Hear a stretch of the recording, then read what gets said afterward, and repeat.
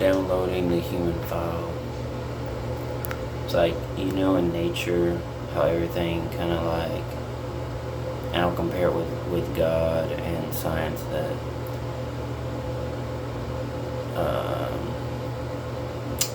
trying to remember the exact name, but it's like, have you ever seen those spirals in nature, that everything is basically like a spiral, like in honeycombs, it's in pine cones, it's in leaves, it's in roots, where there's always a spine, and it's always a spinal. There's a law to that.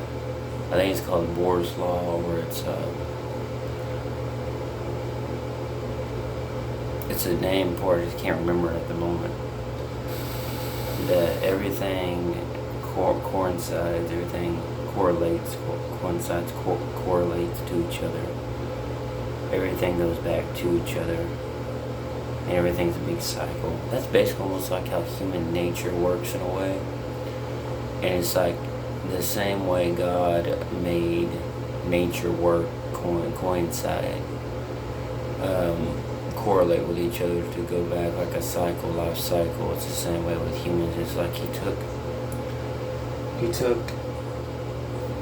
a memory card and a file, and he would basically, like, he would never be able to forget it, but the memory card was basically so human nature would never forget itself, to correlate back to each other, to keep the cycle running. Stuck that in a drive, a USB. He stuck the USB and the memory card and everything else in to coincide, to correlate with each other, and to repeat the same pattern. And the same way he uploaded nature to work beside each other, to work how it should work, he did the same way, and he knew every exact gram of what would go into that file system, into the system, into the machine. Same way he did it for nature, the same way he uploaded human nature's file into a computer, into his system, his God system, his Christ system, his godly, holy system. And no matter how many people would fall or make it, regardless if they go to hell, regardless if they go to heaven, he just knew. So he knows every gram of everything that went into that system and that file.